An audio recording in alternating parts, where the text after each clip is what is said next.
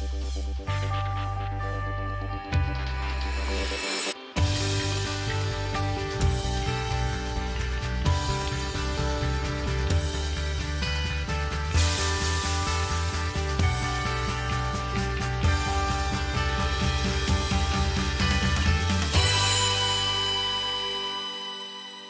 and welcome to episode 5 of Abbeyfield Presents Hidden Treasures. My name's Adam Rees and I'm the Chief Executive of Abbeyfield Bristol and Keynsham Society.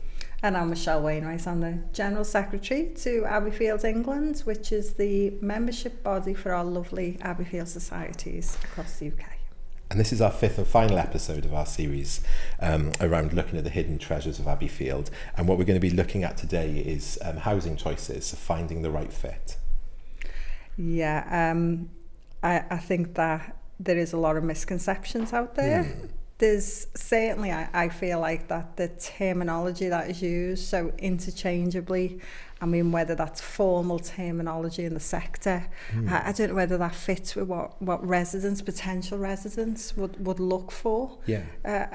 Again, it's that evolution, isn't it, you know, of the world of housing that has happened. So I think even on our website, you will see a mixture of, you know, independent housing, or care homes. Yeah. You know, I mean, how does Abbeyfield, Bristol and Keynsham, how do you explain your house model? And I think that's interesting. So we talk about supported housing and independent housing, but what we want to do in this episode is to break those terms down and talk about them. Yeah. But what we also want to be able to do is to kind of address the misconceptions, because a lot of people, we might be called supported housing, lots of people would see us as something else just because of their assessment of that.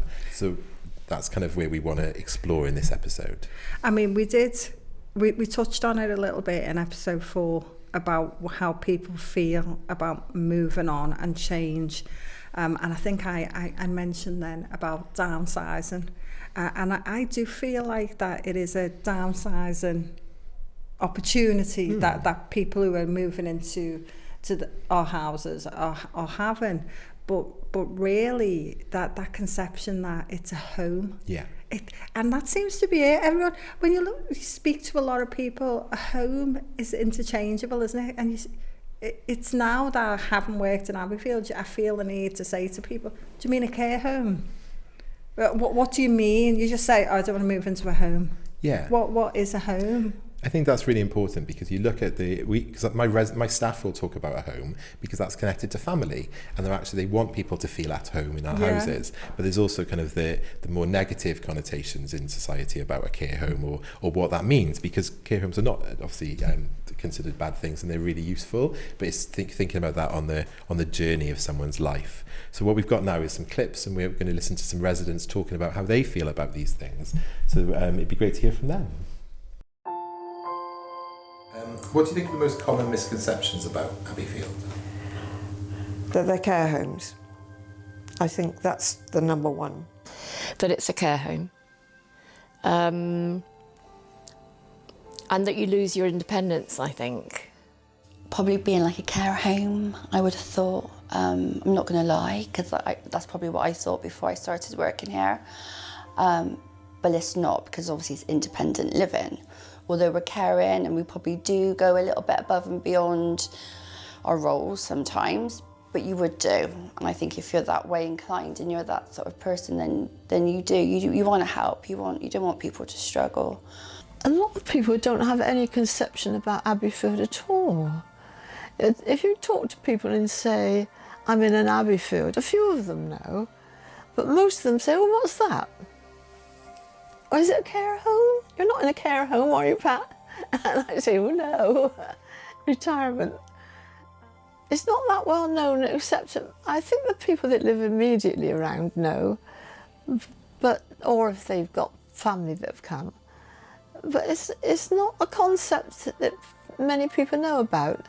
And we have had all sorts of bickerings and fights over the years with the National Society saying you should be advertising on television or whatever. And the usual response is the cost. We haven't got the resources to do that sort of thing. And it's here today and gone tomorrow. I mean, I went out to lunch with a friend. Well, he's a widower.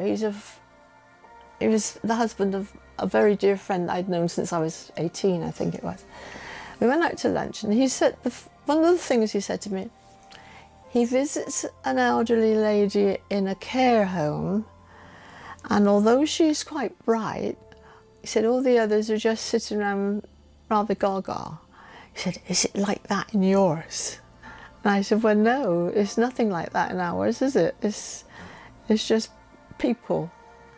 So, but that's what people think. I think if they think of it at all, they think of it as a care home.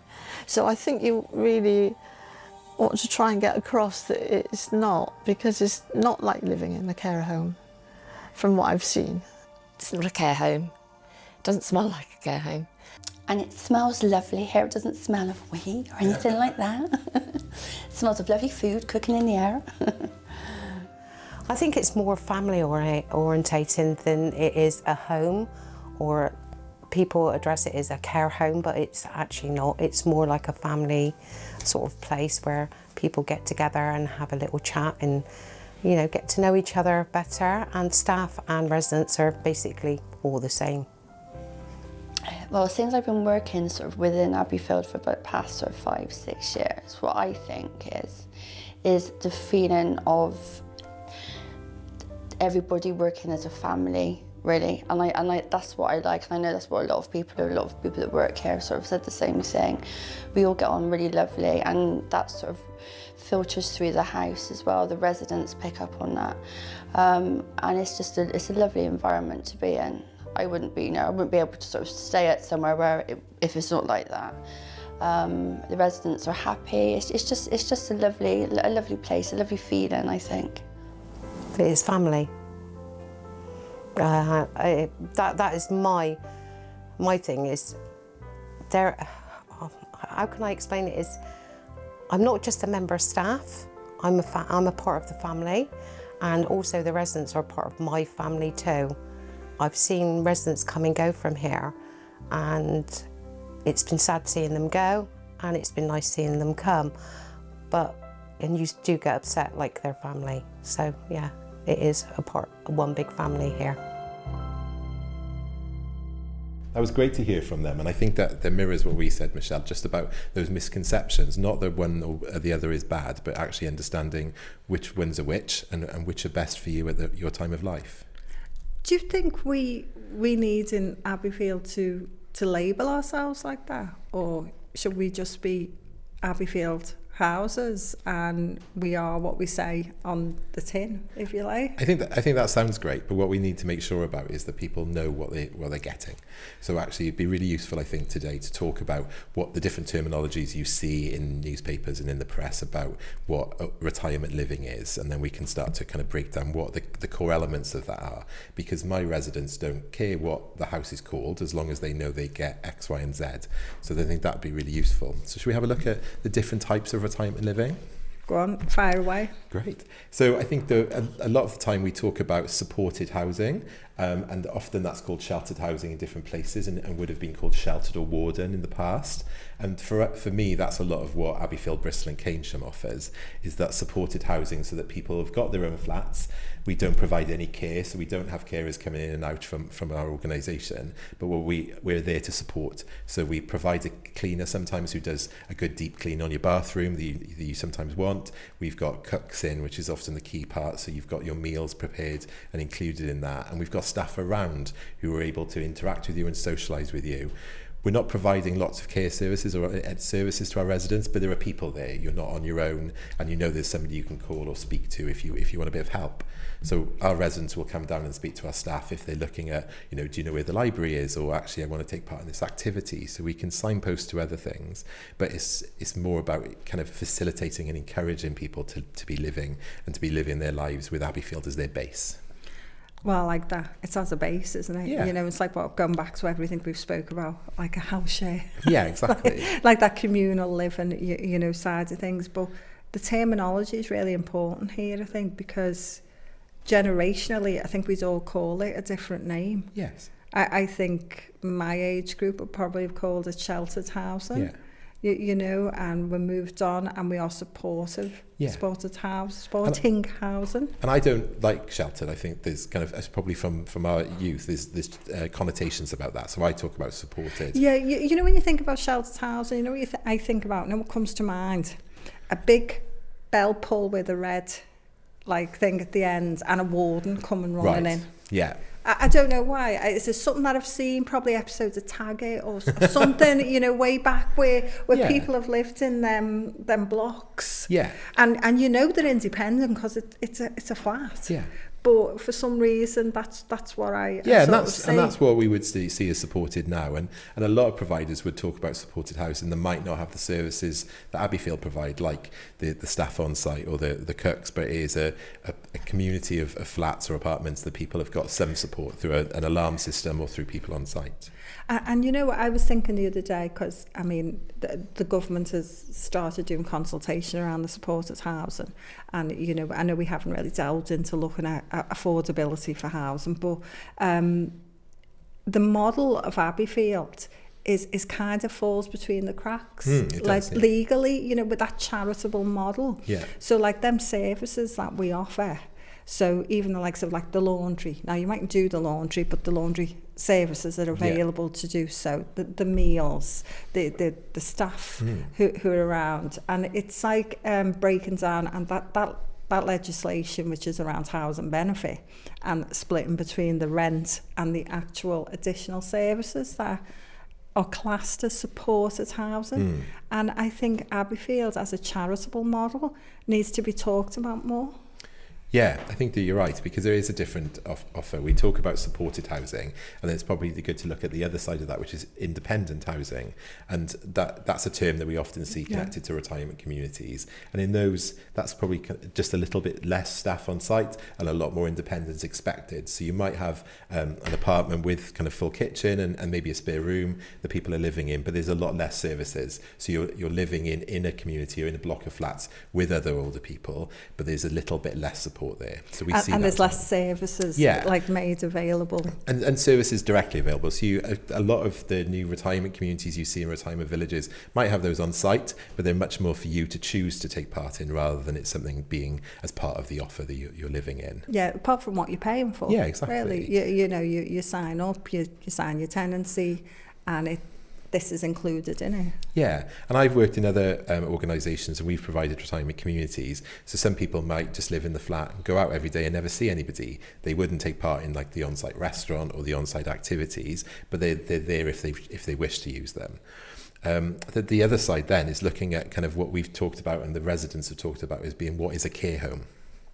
Well, I think of the likes of my dad would say the care home is the end, which is, you know, it's not really that true though, is it? You know, a care home is a safe space, you know, somewhere where you know you're going to be looked after in this environment. And I think if you are in an Abbeyfield care home, you know, you are still part of that Abbeyfield ethos, this not-for-profit, which I think is really important when it comes to care homes, because care homes, I think more than anything, do get terrible press. Don't they? You know, I think there's been some really bad stories in the past that don't connect. But I think also with care homes, when we're talking about language, there's more than just a care home. You've got residential parts where people may need more support than they would in a supported housing. So there will be staff on site a lot, and the staff are involved to help them with kind of personal care and things. And then we can move on to kind of a nursing home or a care home that's got a lot more support and nurses on site who can provide medication and kind of give them much more support. And then we have the specialised dementia. Yeah, which are really important. Care homes. I mean, I think that in itself would be a whole series, really, the care homes. And the majority of the Abbeyfield societies that we have in England are very much around supported housing, sheltered housing, but we do have care homes.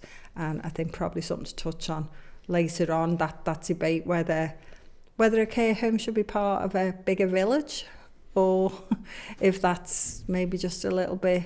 Yeah, and there's lots of services you find at other organisations, other societies that will be providing a retirement community, whether it's supported or independent living, and they'll also have that kind of care home on site, which can be really beneficial to some families and couples when one part of the couple needs more care services, so that they're close together. Do you think You know, when we talked about before where people put off making them changes and put off like moving into an Abbeyfield house, are people looking at it at the wrong time? Are they making the housing choices at the wrong time? Because are they leaving it are they leaving it so late that they may be only getting a few years in an Abbeyfield house when really they could have been living there very happily for 10 years, 15 years. Yeah, I think logically, looking at the data, we would both agree that. But as people, I probably will be the one who leaves it too late too, because it's not just about making a logical decision about your life, it's thinking about the history and making sure that emotionally you're ready. So we do get a lot of residents who will move in and say, I wish I'd done this 5 years ago, but that there's a reason they didn't, and that while we can encourage people to take that step, we also can understand kind of the emotion that we connect to these kind of big life changes. Do you think then maybe it's more about our Abbeyfield houses being a bit more closer working with our local communities then, and just I think that's really important. Sharing our treasures a little bit earlier. Yeah, we've got a woman who lives nearby to one of our houses, and she lives with a daughter, and she's quite independent, but it's nice to have her daughter around. If her daughter goes away for work or anything for a couple of weeks, then she'll often come in and stay with us for a week or two, and she sees it as a little holiday. She doesn't, she's not committing to a long-term bit, but she's not ready to move into us all the time, but she likes the support and the neighbourliness of being able to pop next door but one to stay with us for a while. I kind of feel like this is such a huge topic that it could be a series all by itself. And really, what we're trying to do in this very short period of time is just make sense of some of the terminology. Yeah. I mean, even if you visit our, Abbeyfield England website, you'll see the different terminology, where hopefully we've explained what the differences are, but it is just trying to say, well, when you're looking at what changes you might want to make at any stage in your life, is that you want to have the full facts, you want to understand what each of it means. And given the way terminology has evolved, over the last 20, 30 years, I think it's just a reminder to people to just take on board. Yeah, I think it'd be great to put out with this episode a bit of breaking down those housing options. We can put those in the comments or give people some other resources as part of this. Yeah, I think absolutely. I think it's a case of, what is supported living, what is sheltered housing, what is independent living. And then we've got the independent extra, is it extra care? Extra care, yeah. So that provides a bit more support on top of those things. So it really comes down to what the individual feels they want, isn't it, or need. And I think there's looking at the different houses and the personalities of those houses, and looking at the services you think you need now and you might need in the next 5 years. I think that's kind of really important. But I think when we're looking at those people looking at it, whether it's the resident themselves or their family members, it'd be really good to get to look at what advice residents and staff might be wanting to give to those family members.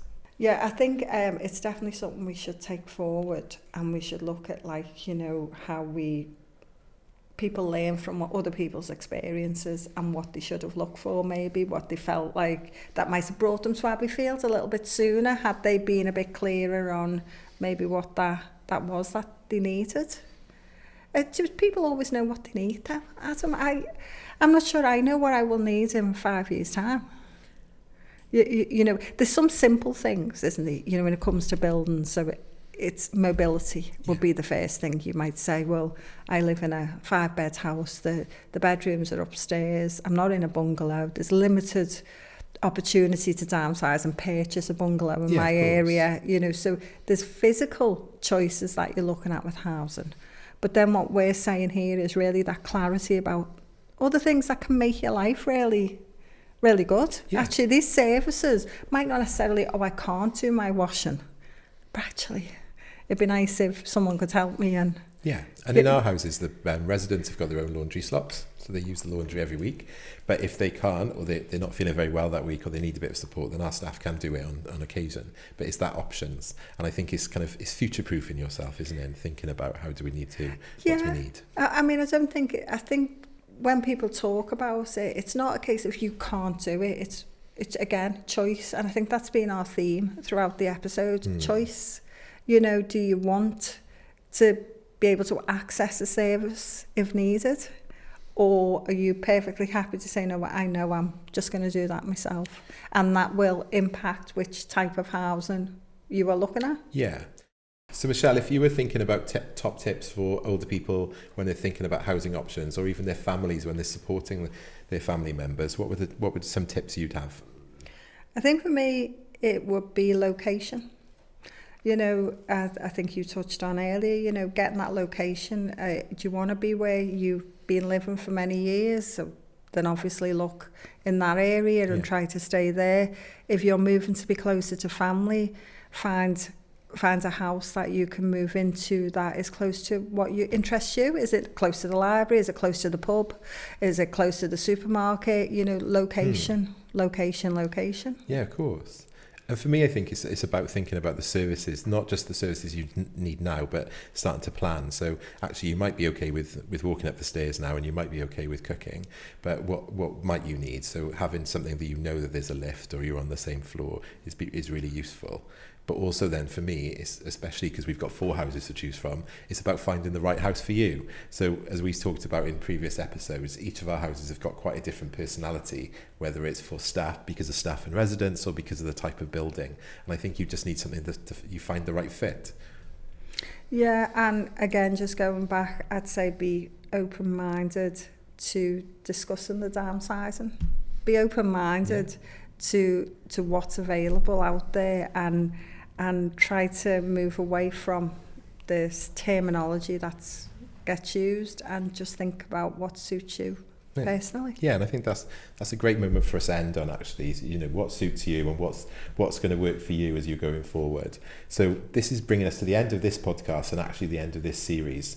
So I hope you've found some hidden treasures within our Abbeyfield podcast, and it's given you an understanding of the organisation, the life that we offer in our houses, but also those housing options about when you're making a thought about the next steps. And I'd just like to say a big thank you to all our residents who agreed to come on camera to speak about their life in their Abbeyfield house, and hopefully we will be moving forward where we will have many more conversations with residents from Abbeyfield, staff, and hopefully invite some interesting people on. Yeah, that would be great. So thank you very much. You. Nice to see you. We'll see you soon. Thanks very much. Is Anna doing behind the scenes? It's going to be all the bloopers. It's going to be a separate podcast. We haven't done any bloopers. We've done well. It was me that just messed up then. Yeah.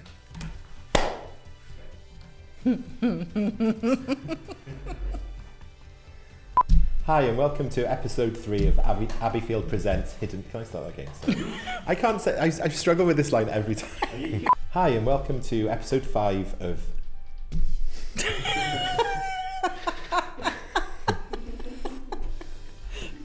And I think that when we look at what the communities engage with us, we've often got community members who engage with us in schools, and brownies come in. So in our next episode, we'll be looking at more about those connections and what is the aim of us. Sorry, let me start again. I'm sorry, I'm not professional as much as you, Michele. I'm going to go to my trailer in a I think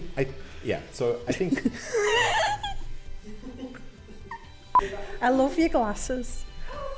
These were like my old reading glasses because they're titanium, and I went, I'll just put the lenses in that, can't be bothered, but they're boring me. Sorry. Yes. Yeah, it's all right. So I was like, shut up. Hi, and welcome to Glasses Podcast.